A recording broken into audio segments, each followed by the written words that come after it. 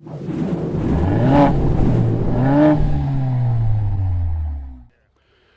to the driver's seat. We are in the Coachella Valley just outside of Palm Springs, California to launch the all-new Volvo C40. This is an all-electric vehicle from Volvo. And in the past, whenever you see the C on a nameplate, it stands for coupe. Now they're basically transitioning that into crossover, or let's call it a four-door coupe, like many other car companies have done. The number one question people are going to ask is, what's the range? And it's about 225 miles. I know that doesn't sound class leading, but there are other benefits to this vehicle, which we're going to get into. When you compare this C40 to the XC40, the first thing you'll notice is the roofline. It's about 2.7 inches shorter than the let's call it the SUV version of this same vehicle. But underneath, they're identical. Very powerful electric motor, and all of these come standard with all-wheel drive. So keep that in mind when you're comparing range to other vehicles like the Ioniq 5.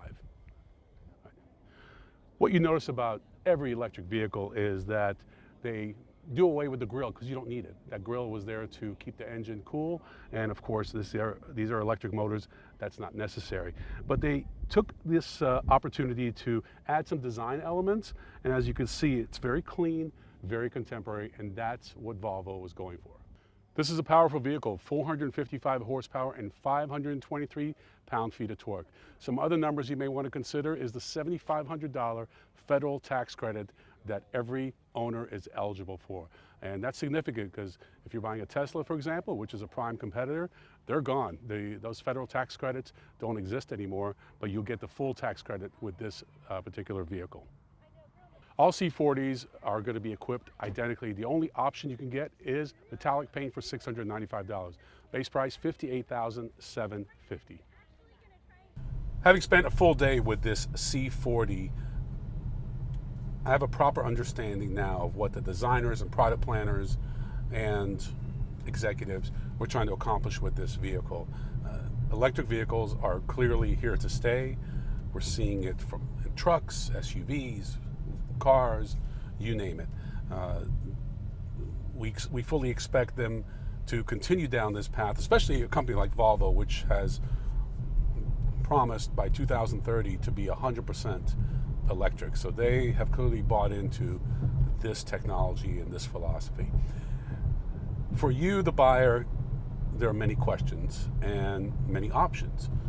At $58,000, this is certainly not the cheapest vehicle. And Volvo's an interesting brand because it's not quite a luxury brand like BMW and Mercedes-Benz, but it's definitely premium, more like Acura and perhaps Lincoln and Buick, in that kind of stratosphere. So whether or not they have the cachet, that depends. Clearly their image has evolved from this 1970s when they were making these square station wagons and were all about safety. To be honest, most car companies have caught up with Volvo with regards to safety. They still make extremely safe vehicles. My daughter drives a Volvo, and I'm glad that she does. But on the other hand, it's no longer a distinguishing characteristic for the brand. I believe that every car company has made safety a priority. So now Volvo's reinventing itself as an electric car company, and I think they're doing it successfully, but they're also being patient about it. One of the things they're doing is installing 60 chargers between Seattle and Denver at Starbucks. Why Seattle? Because that's the headquarters for Starbucks, and they picked Denver as a destination. That's interesting because these chargers are going to be free to Volvo owners, whether you have a full electric like this C40, or you would have one of the T8 models, which are the plug-in hybrids, which they've done a lot of work on. We'll talk about that in another video. But overall, they did a wonderful job with this vehicle. Even though these seats are not leather, and Volvo has traditionally been known for their amazing seats, they're still very comfortable. So whatever technology they use or whatever metric they asked their designers and suppliers to compare to, they were successful. These seats are are definitely supportive and comfortable, and what I expect from Volvo. The acceleration on this vehicle is impressive. It's a great handling vehicle, and again, keep in mind that you can only get it in all-wheel drive. So when you're comparing this to a Mach-E or an Ioniq 5, for example, make sure you're comparing it to the all-wheel drive and not the two-wheel drive. Like I said, extremely quick, very responsive, and this would be a great daily commuter. The range is not an issue for me, but I believe it could be a barrier for some shoppers, especially when you have vehicles with 275, 300 out there.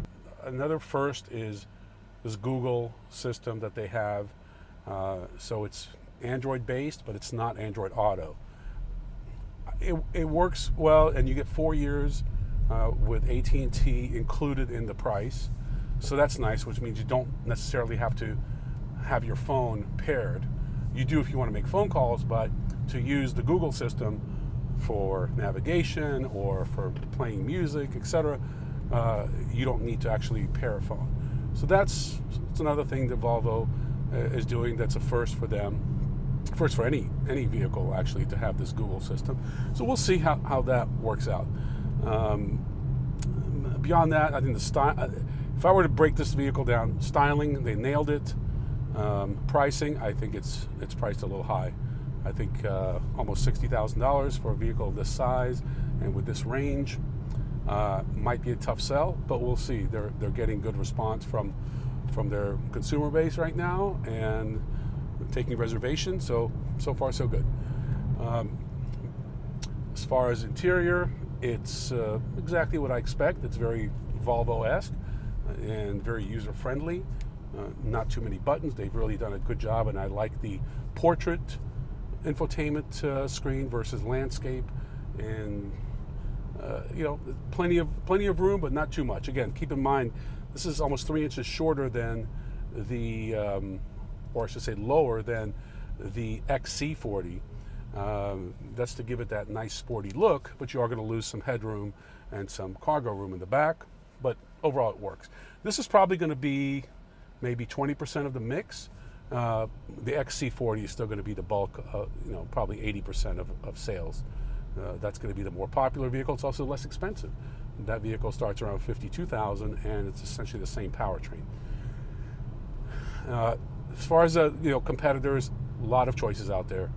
I mentioned the Mach-E, the Ioniq 5, the Kia EV6, and Tesla is what they are benchmarking. And I have more faith in Volvo than I do in Tesla. That's just me personally, but I realize Tesla is the 800-pound gorilla in the room that really dominates the EV segment, and rightfully so. They were the first to make EVs mainstream, and it's still one of the most desirable electric vehicle brands out there. Everyone else is trying to compete with them, and I think in due time they will succeed. When you stand in this rear three-quarter angle, you really notice the coupe-like appearance of this vehicle. The designers went through extra lengths to give it a sportier feel and look, and they really accomplished that. So for the first time ever, a Volvo model will not be offered with a leather option. That's significant. And these seats, they're made from 100% recyclable materials, and that's all part of the sustainability. Volvo picked Palm Springs because, as you can see behind me, we have wind power. There's also a lot of solar power here, and that's very significant for electric vehicles. They showed us this futuristic house, which has solar panels, and it's going to get a lot of its power to charge up this vehicle every night.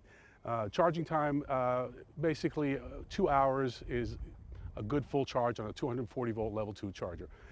So I want to talk a little bit about sustainability and also about break even. So if you compare a typical electric vehicle, you would need to drive about 69,000 miles to get to a break-even point where it starts being advantageous and cost-effective over an internal combustion engine.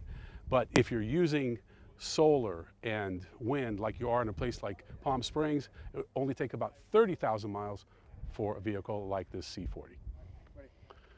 Volvo is a car company that is rapidly transitioning into an electric vehicle only company. By 2025, 50% of the vehicles they make and sell will be all electric, and by 2030, 100% all electric.